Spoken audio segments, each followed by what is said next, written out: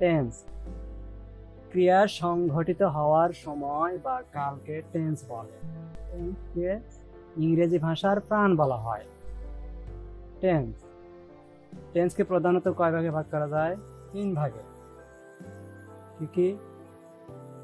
Present tense বর্তমান কাল, past tense অতীতকাল, future tense ভবিষ্যৎকাল। এই প্রতিটি টেন্সকে আবার কয় ভাগে ভাগ করা যায়? 4 ভাগে। কি কি? Present indefinite tense, past indefinite tense, future indefinite tense. অনুরূপভাবে present continuous tense, past continuous tense, future continuous tense. অনুরূপভাবে present perfect tense, past perfect tense, future perfect tense. অনুরূপভাবে present perfect continuous tense, past perfect continuous tense, future perfect continuous tense. তাহলে tense হলো মোট 12 প্রকার। এখন আমরা বিস্তারিত জানবো ইনশাআল্লাহ। তাহলে আমরা 1 নাম্বার টেন্স দিয়ে শুরু করব। প্রেজেন্ট ইনডিফিনিট টেন্স, সাধারণ বর্তমান কাল। প্রথমে আমাদেরকে চিনতে হবে। প্রেজেন্ট ইনডিফিনিট টেন্স চিনতেই না পারি, তাহলে আমরা কিভাবে ইংলিশ টু বাংলা করব, বাংলা টু ইংলিশ করব, কিংবা চেঞ্জ করব, কিংবা রুলস পারবো, কিংবা টকিং করতে পারবো? অর্থাৎ আমাদেরকে চিনতে হবে। তাহলে চেনার উপায়, আমাদেরকে প্রথমে বাংলায় চিনতে হবে, কারণ আমরা বাঙালি। তাহলে বাংলা ক্রিয়ার শেষে কি থাকবে? অ থাকবে, আ থাকবে, রস্বই থাকবে, এ থাকবে, ও থাকবে, অন্ত্যেষ্টা থাকবে, ইত্যাদি চিহ্ন থাকবে। যেমন আমি একটি বই পড়ি, এখানে পড়ি এটা কিন্তু বাংলা ক্রিয়া, মানে কাজ করা বোঝাইতেছে। তাহলে পড়ি, এখানে শেষে কি উচ্চারিত হচ্ছে? রস্বই। সে একটি বই পড়ে, পড়ে এটা একটা কাজ বা ক্রিয়া, এখানে শেষে কি উচ্চারিত হয়? এ। তিনি একটি বই পড়েন, শেষে অ উচ্চারিত হচ্ছে। তাহলে এই চিহ্ন দ্বারা আমরা বুঝতে পারি এই বাক্যগুলো প্রেজেন্ট ইনডিফিনিট টেন্স। এখন প্রেজেন্ট ইনডিফিনিট টেন্সের ফার্স্ট টু লাস্ট জানতে হবে। যেমন এই টেন্সের সাহায্যকারী ভার্ব বা হেল্পিং ভার্ব কি? আমরা জানি ডু অথবা ডাজ। এখন ডু ডাজ কোন কোন সাবজেক্টের সাথে ইউজ হয় জানা অত্যন্ত জরুরি। যেমন হি, সি, ইট। সিঙ্গুলার নাউন, সিঙ্গুলার নাউন মানে একটি নাম। যেমন ঢাকা, বাংলাদেশ, তাজিম, তোমাদের প্রত্যেকের নাম এক একটি সিঙ্গুলার নাম। এইসব নামের সাথে, এইসব সাবজেক্টের সাথে সবসময় ডাজ ব্যবহৃত হবে। অনুরূপভাবে I, we, you, they, plural subject যত আছে তাদের সাথে ডু ব্যবহৃত হবে। যেমন সে একটি বই পড়ে, he reads a book, he reads a book. সে একটি বই পড়ে। আমরা এই বাক্যের স্ট্রাকচার পরে জানবো। এখন আমরা জানবো হি, সি, ইট সিঙ্গুলার নাউনের সাথে যে ডাজ ব্যবহৃত হয় সেটা প্রুফ দেখাবো। দেখো, he does not read a book, সে একটি বই পড়ে না। এখানে ডাজ নট বা ডাজ হির সাথে ইউজ হয়, অর্থাৎ হি, সি, ইট সিঙ্গুলার নাউনের সাথে ডাজ ব্যবহৃত হয়। আবার দেখো, I do not read a book, এখানে সাবজেক্ট আই ডু। নেক্সট, এখন আমরা জানবো প্রেজেন্ট ইনডেফিনিট টেন্সের অ্যাফার্মেটিভ এর স্ট্রাকচার। এক্সাম্পল, প্রথমে আমাদের স্ট্রাকচার জানতে হবে। সাবজেক্ট, এরপর হবে মেইন ভার্বের প্রেজেন্ট ফর্ম, এরপর অবজেক্ট, এক্সটেনশন থাকতে পারে নাও পারে, অবজেক্ট থাকতেও পারে নাও পারে। Example, you read a book, এখানে ইউ হলো সাবজেক্ট, রিড হলো মেইন ভার্বের প্রেজেন্ট ফর্ম, এ বুক হলো অবজেক্ট, অনুরূপভাবে এখানে হি হলো সাবজেক্ট, রিড হলো মেইন ভার্বের প্রেজেন্ট ফর্ম, এ বুক হলো অবজেক্ট। বিশেষভাবে খেয়াল রাখবে অ্যাফার্মেটিভ সেন্টেন্সে কিন্তু ডু ডাজ ব্যবহৃত হয় না, অর্থাৎ হেল্পিং ভার্ব হিসাবে ব্যবহৃত হয় না। কিন্তু অ্যাফার্মেটিভ সেন্টেন্সে এস বা ইয়েস যোগ হয় মেইন ভার্বের প্রেজেন্ট ফর্মের সাথে। কখন যোগ হয় আবার কখন যোগ হয় না, যেমন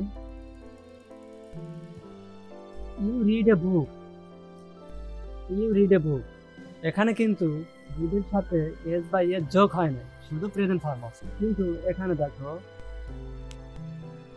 হি রিডস এ বুক, অর্থাৎ আমরা প্রথমে শিখেছিলাম হি সি ইট সিঙ্গুলার নাউনের সাথে যেমন ডাজ বসে, এটা নেগেটিভ, আর এটা কিন্তু অ্যাফার্মেটিভ। তাহলে হি সিট একটি নামের সাথে যেমন ডাজ বসে নেগেটিভ সেন্টেন্সে, তেমনি হি সিট একটি নামের সাথে অ্যাফার্মেটিভ সেন্টেন্সে মূল ভার্বের প্রেজেন্ট ফর্মের সাথে এস এর যোগ হয়। এখানে কিন্তু এস এর যোগ হয়নি, কারণ এখানে যদি you, I, we, they plural subject থাকে তাহলে মূল ভার্বের প্রেজেন্ট ফর্মের সাথে এস এর যোগ হয় না। আশা করি বুঝতে পেরেছো। আর এখানে অ্যাফার্মেটিভ সেন্টেন্সে দেখো ডু ডাজ নেই, কিন্তু এস ইয়েস হয়। আরো ক্লিয়ার হওয়ার জন্য আমাদের ওয়েট করতে হবে। নেগেটিভ সেন্টেন্স নাবোধক বাক্য, আমাদেরকে প্রথমে জানতে হবে স্ট্রাকচার। প্রথমে সাবজেক্ট, এরপরে ডু নট অথবা ডাজ নটের যে কোনো একটি আসবে সাবজেক্ট অনুযায়ী, এরপর মেইন ভার্বের প্রেজেন্ট ফর্ম থাকবে, অবজেক্ট এক্সটেনশন থাকবে। যেমন he does not read a book, আমরা তো ইতিপূর্বে শিখলাম হি রিডস এ বুক, এটা কিন্তু আমরা পড়ছি। এখন এটাকে যদি নেগেটিভ করতে চাও তাহলে পার্থক্য কি দেখো, সাবজেক্টের পরে শুধু ডাজ নট আসবে, আর মেইন ভার্বের কিন্তু একটু পরিবর্তন হবে। একটু লক্ষ্য করো,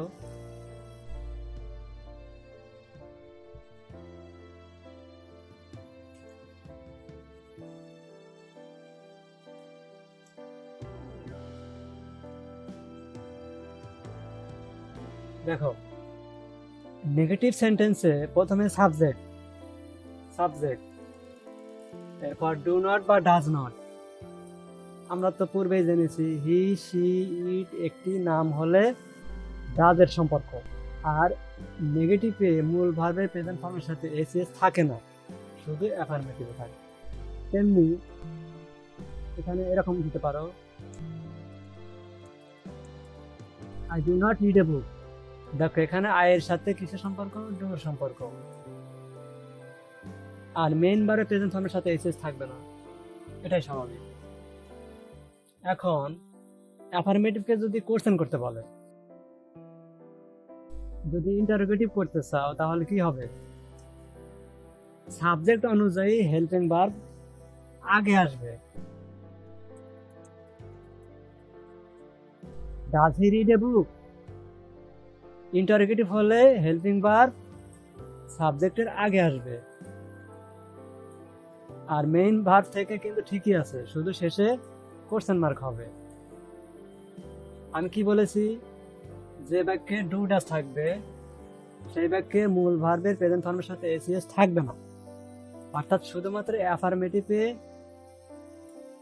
মূল ভার্বের প্রেজেন্ট ফর্মের সাথে এসিএস আসবে, আর কোথাও এসিএস আসবে না। আমরা জানি হির সাথে ডাজের সম্পর্ক, তাই কোশ্চেন করলে অবশ্যই এখানে ডাজ আসবে। যেমন হি ডাজ নট, তেমনি ডাজ হি। অনুরূপভাবে এখানে যদি তুমি আই দাও, ইউ দাও, তাহলে এখানে কি হবে, ডু হবে। এখানে যদি আবার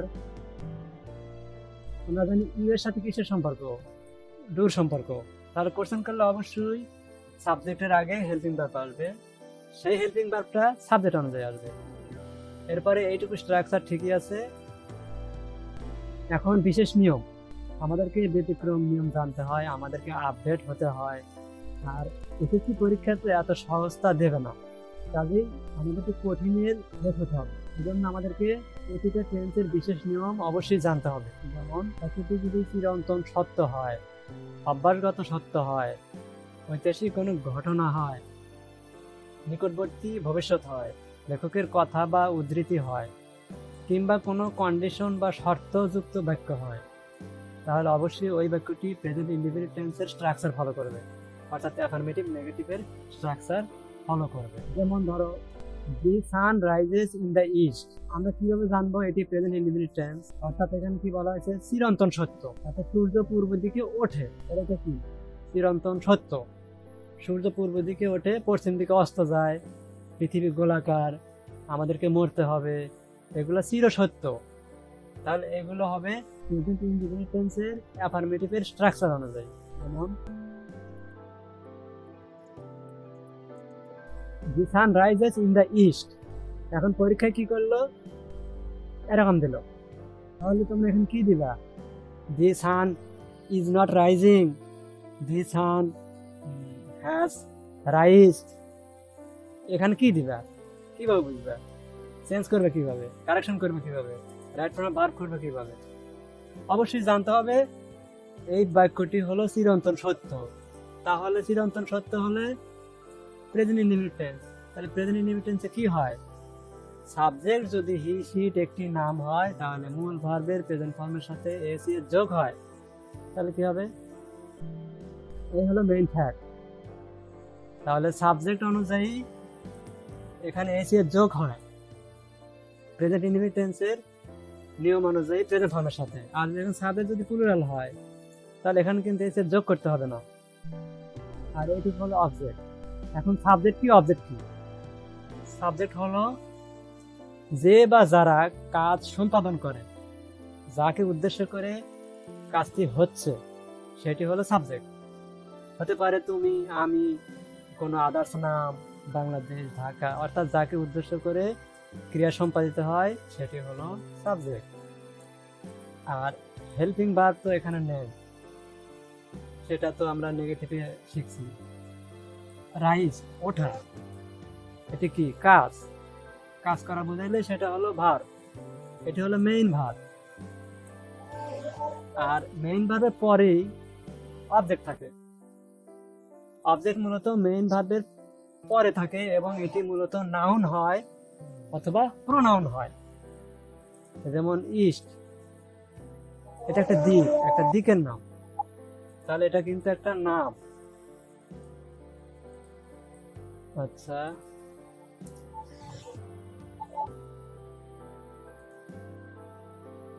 হি টেক্স টি এভরিডে, সে প্রতিদিন চা পান করে। হি রিডস কুরআন এভরিডে, সে প্রতিদিন কুরআন শরীফ পড়ে। অর্থাৎ তোমার আমার যে অভ্যাসগুলো আছে, যেটা রেগুলার আমরা ফলো করি, মেনটেন করি, সেটি হলো আমাদের চিরন্তন সত্যর মতোই একটা অভ্যাসগত সত্য। তাহলে এটা কি হবে?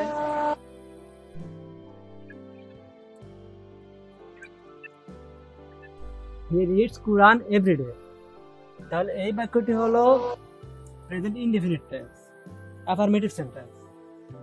তাহলে অভ্যাস বোঝানোর কারণে আমরা কি করব? সাবজেক্ট যদি হি শিট একটি নাম হয়, তাহলে মূল ভার্বের প্রেজেন্ট ফর্মের সাথে ACS Dev.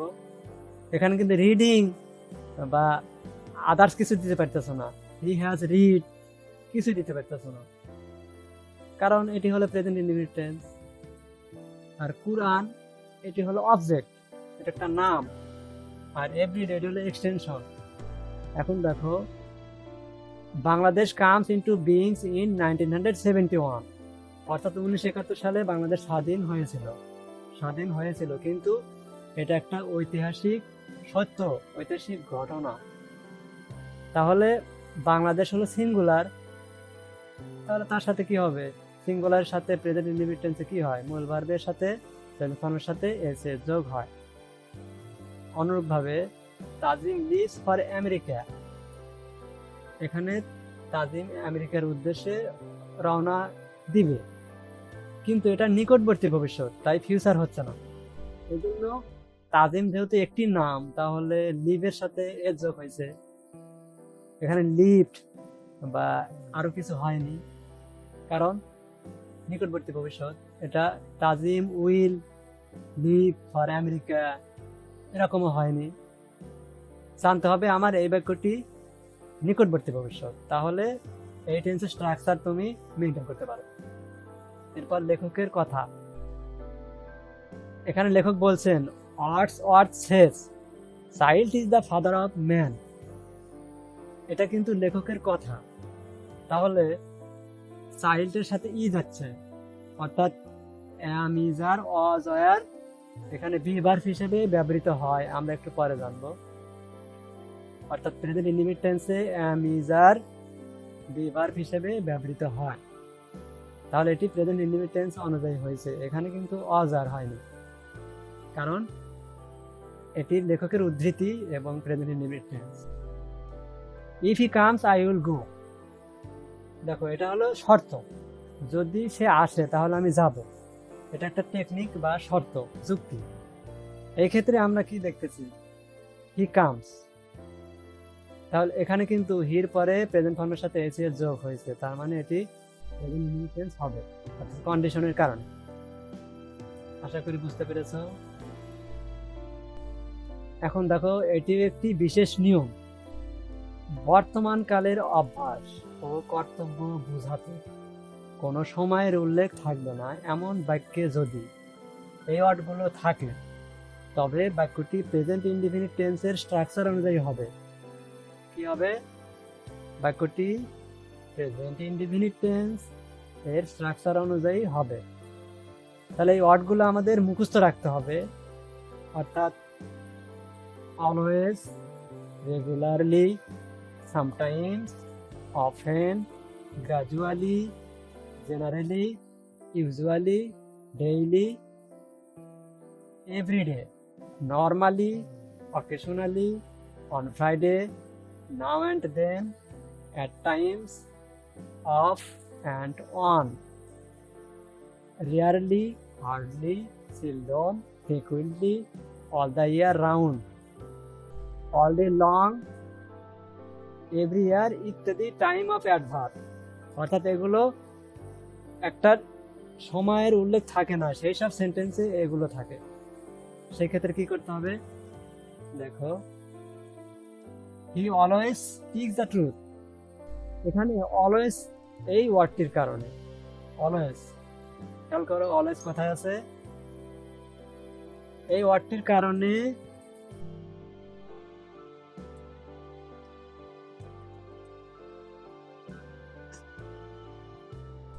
he always speaks the truth। এখানে এই অলওয়েজ শব্দটির কারণে প্রেজেন্ট ইনডিফিনিট টেন্সের স্ট্রাকচার হবে, অর্থাৎ সাবজেক্টের পরে দেখো কি আছে, স্পিক্স আছে, অর্থাৎ মেইন ভার্বের সাথে এর যোগ হয়েছে শুধু হির কারণে। কিন্তু এখানে যদি আই দিই, এখানে কিন্তু এস থাকবে না, তাহলে অলওয়েজটা হলো প্রেজেন্ট ইনডিফিনিট টেন্সের বিশেষ একটি ওয়ার্ড। এটা মুখস্থ না থাকলে তুমি এখানে কি দিবে, তুমি তো পারবেই না। তাহলে অবশ্যই আমাদেরকে এই ওয়ার্ডগুলো একবারে মুখস্থ রাখতে হবে। আশা করি বুঝতে পেরেছো। জি স্যার। আচ্ছা, এখানে 3 নাম্বার, প্রেজেন্ট ইনডিফিনিট টেন্সে am, is, are, have, has main verb হিসেবে বা বি ভার্ব হিসেবে ব্যবহৃত হয়।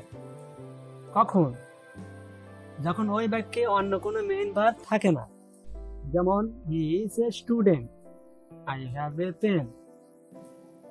আরো ভালোভাবে বোঝার জন্য আমরা এখানে লিখব, দেখো এখানে am, is, are B verb হিসেবে ব্যবহৃত হয়েছে, কারণ এখানে আর কোনো কিন্তু মেইন ভার্ব নেই। যেমন দেখো এখানে কিন্তু রিডিং মেইন ভার্ব, তাহলে এখানে ইজ হবে হেল্পিং ভার্ব, কারণ মেইন ভার্ব থাকার কারণে এ হলো হেল্পিং ভার্ব, আর মেইন ভার্ব না থাকার কারণে এ নিজেই মেইন ভার্ব বা বি ভার্ব। অর্থাৎ মেইন ভার্ব না থাকলে এ তো মেইন ভার্ব হবে বা বি ভার্ব হবে। যেমন হি ইজ এ স্টুডেন্ট, সে হয় একজন ছাত্র, আর এখানে he is reading a book, সে একটি বই পড়িতেছে, তাহলে এটি হলো মেইন ভার্ব এটি হলো হেল্পিং ভার্ব। আবার আই হ্যাভ এ পেন, এখানে হ্যাভ হ্যাজ দ্বারা প্রেজেন্ট ইনডিফিনিট টেন্সকে নির্দেশ করে। আই হ্যাভ এ পেন, আমার একটি কলম আছে। আই হলো সাবজেক্ট, এটি হলো থাকা বা হওয়া বা ছিল বা আছে বা মেইন ভার্বের মতো কাজ করে, বি ভার্বের মতো কাজ করে। কিন্তু এটা কিন্তু হেল্পিং ভার্ব হয় কখন? যখন ইটেন হলো মেইন ভার্ব, তাহলে হ্যাভ হলো হেল্পিং ভার্ব। শুধু ইটেনের কারণে এই হ্যাভটা কিন্তু হেল্পিং ভার্ব হলো। আর যখন ইটেন না থাকবে, মানে মেইন ভার্ব না থাকবে, তখন এ কিন্তু অন্য অর্থ বহন করতেছে। তাহলে আমাদের এই নোট খুবই ইম্পর্ট্যান্ট। যেমন প্রেজেন্ট ইনডিফিনিট টেন্সের ক্ষেত্রে বোধক বাক্যে এস এর যোগ করতে হয়, তার কিছু নিয়ম আছে।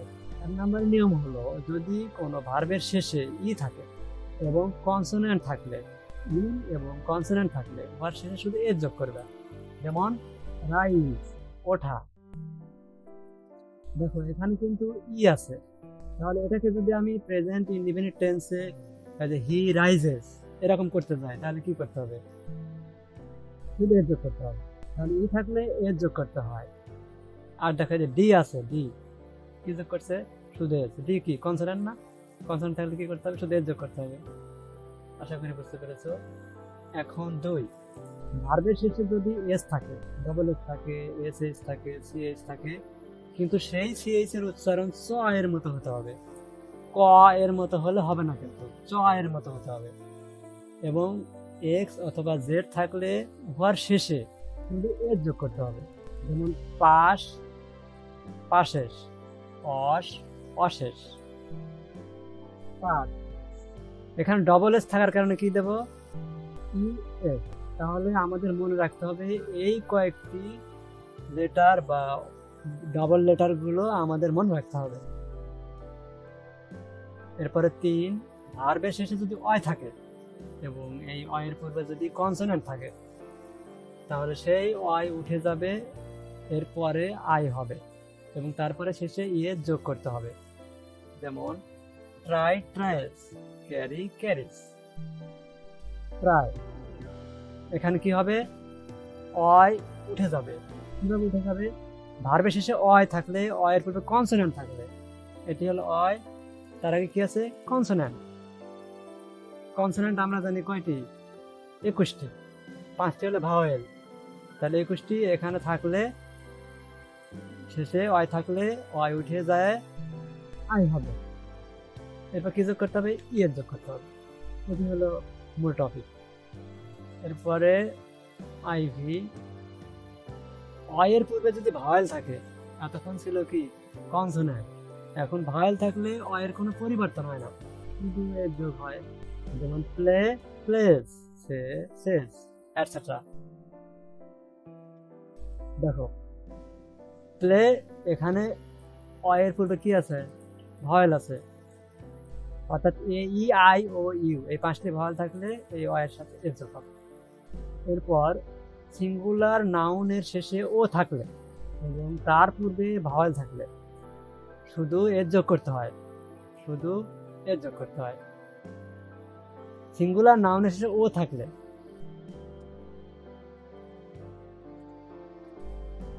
ব্যাম্বু, সিঙ্গুলার নাউনের শেষে ও থাকলে, ও এর পূর্বে ভাওয়েল থাকলে শুধু এর যোগ করতে হয়। দেখো শুধু এর যোগ করতে হয়, শুধু এর যোগ করতে হয়। কিন্তু কনসোনেন্ট থাকলে ই এর যোগ করতে হয়। দেখো ই এর যোগ করতে হয় কেন? ও এর পূর্বে কি আছে? কনসোনেন্ট আছে, তাহলে আমাদের কি যোগ করতে হবে? ই এর যোগ করতে হবে। তোমরা এই শীট কেউ কেউ ফটো করে নিছো, আবার কাউকে অনলাইনে দেওয়া হয়েছে, আমি আবার দিয়ে দেব। তোমরা আমার শিটে গিয়ে এই যে প্রেজেন্ট ইনডিফিনিট টেন্স আছে, এগুলোই আমি স্ক্রিনশট দিয়ে বুঝাইলাম এতক্ষণ, সেম টু সেম। এখন তোমরা আমার ভিডিওটা দেখবে আর এখান থেকে শিট থেকে মুখস্থ করবে। হোমওয়ার্ক হিসাবে আগামীকাল আমি কোশ্চেন জিজ্ঞেস করব, পড়া নেব, এরপরে প্রেজেন্ট কন্টিনিউয়াস টেন্স বোঝাবো ইনশাআল্লাহ।